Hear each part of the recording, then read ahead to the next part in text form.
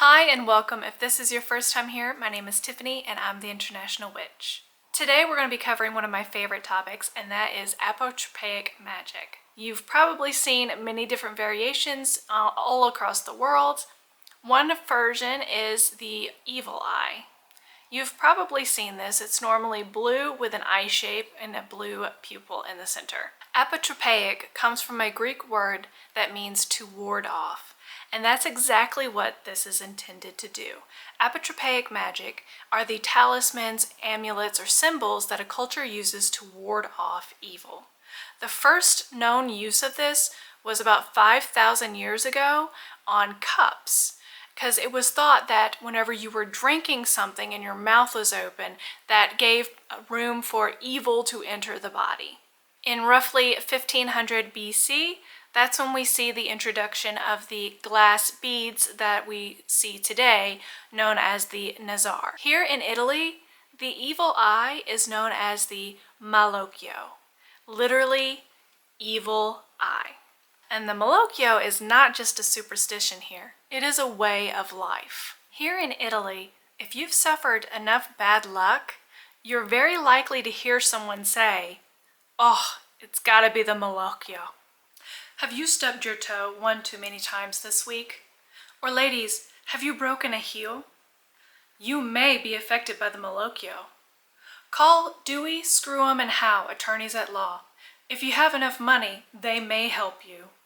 Or it's the air conditioning, because Italians think the air conditioning is evil. Ooh, God, my back is killing me today. It's because you slept with the air conditioning on. No, I use the air conditioning every night.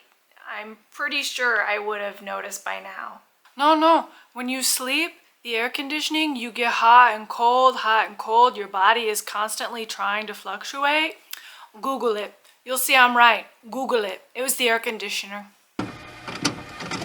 The Malocchio can be accidentally put on someone or intentionally put on someone.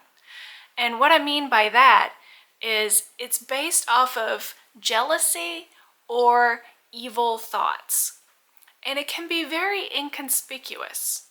One of the easiest ways to unconsciously put the Malocchio on someone is to compliment them while internally thinking a little bit of jealous thoughts.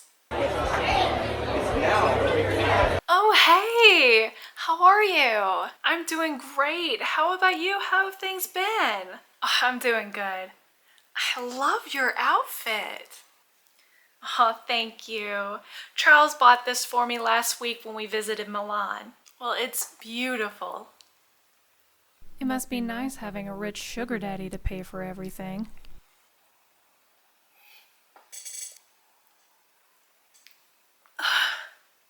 Oh no, your beautiful outfit. Are you okay? Yeah, I'm fine. This is why in Italy you will not hear women complimenting each other like you will in the US. And it's not that they're unfriendly. It's just it's very easy to curse someone with the Malocchio by complimenting them. When you're in Italy, never, ever compliment a baby. There has been documented sources of people who claim that someone was jealous of them and their family and their happiness, and they complimented their baby only for their child to die shortly after. Yes, this could have been because of sickness and doctors weren't as good back in the day, but it's still a very common held belief here. You do not compliment someone. If you feel that you really must compliment something, you always have to follow it with God bless. So instead of complimenting a baby and saying, "Oh, your baby is so cute," you would look at the baby and say, "God has blessed this child," or "God bless the baby." And that is all you say. So how can you tell if you have indeed caught the Malocchio? Well, there's two variations, and unfortunately, one of them requires help. So you would sit with someone, and they would put oil, olive oil, on your forehead, and you would allow that to drip into a bowl of water. Now, Depending on where you live in Italy, there's different variations of what you should be looking for. If the oil hits the water and it instantly dissolves into the water, you definitely have the Malocchio, because oil should not mix with water. If the oil drips into the water and the drips stay separate, you're safe. You don't have the Malocchio. But if they merge together and form an eye, you have the Malocchio. Another variation is the common egg technique. You can easily Google how to use the egg. The common thought is you rub the egg on your body and it will absorb any evil energy. And you will crack the egg into a glass, and if it looks all good, then it has removed the Malocchio. But if it looks bad, you have to do another egg. Like I said, you can easily Google this to get more ideas on what you're looking for. So, how are some ways that you can prevent the Malocchio from attaching to you? First off, this is going to sound strange, but I had an interaction the very first month I was here. If someone compliments you, do not say thank you. The same rules that apply to Faye apply here. Never say thank you. Don't accept the compliment and immediately spit. So, if you see someone spit, don't be offended. That's what's going on. I had an old woman spit for me because I didn't know what was going on. And I was explained that it was to protect me. She was spitting to prevent the Malocchio from hitting me. So that is one way. The second way, if you're not quite up to sharing your saliva, is to wear the evil eye talisman. I have bracelets. Oh, let me see if I can get in there. Nope, there we go. I have evil eye bracelets, but I also have other items around my home that is also evil eye. This one is the Hamza, which is most commonly seen as the hand with the eye, also known as the hand of Fatima. In Arabic traditions, the right hand up is a curse to bind the aggressor, because the number 5 is very sacred in their tradition. So for the number 5 being sacred, that makes Thursdays the best time to do any banishing or protection spells. We often see the gargoyle depictions on big churches, but even before the gargoyles were around, it's based on the Gorgons. In Greece, they would put Gorgon faces above their doors to also scare away evil. We tend to still do this. Think of Halloween. We carve pumpkin faces to scare away the evil. Well, the Gorgon was actually based on a dead person's face. The teeth would look elongated, the bulging eyes, the discolored face. Pretty scary stuff. In Trinidad and Tobago, the very color blue is said to help repel the evil eye.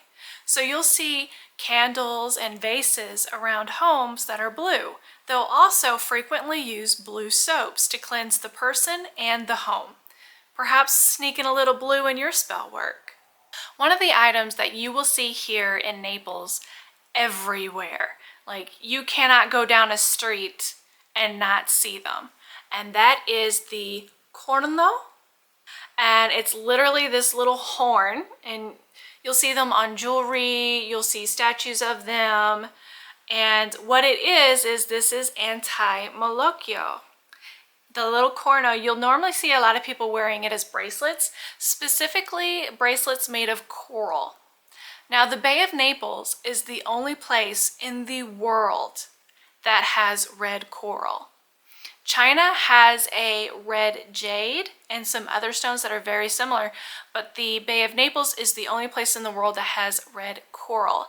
And that's a whole nother story that I will do on a Folklore Friday. But the corno is also an anti-evil talisman. Now you'll notice something, everything I have is breakable. These beads are breakable, this jar is breakable, and that is extremely important with the apotropaic magic, specifically when it comes to the evil eye. You need it to be able to break because that means that it has absorbed the negativity, the Malocchio, and it is now finished. It has done its job. You don't want to continue using something that is no longer valid. So having something breakable lets you know that, okay, I need to replace this item. But there's also That's all, folks. But there's also some hand signals if you don't want to go out and purchase an item. One of the first is the fig. And you put your thumb in between your first and second finger, and that is supposed to help ward away the Malocchio. And the second is the devil horns, pointed down. And you will see this sometimes, and they will say tie, tie, tie. And that is when you think you are having the Malocchio put on you to protect you. And the horns are always faced downwards because you're wanting to send that bad energy to hell where it belongs. I hope you have enjoyed today's episode. Normally I keep the YouTube towards altars and that kind of thing, and of course my monthly Bujo journal. If you want more of that, make sure to check out the videos. But I normally keep my apotropaic magic to my blog or my Instagram. If you've followed me for a while, you know I normally keep those there. But I'm going to try to work them into my YouTube because I find them absolutely fascinating, and that is what I want to share the most. If you enjoyed this and you want to learn more, leave a comment below, leave a like, subscribe. It all helps my channel out so much. Ciao!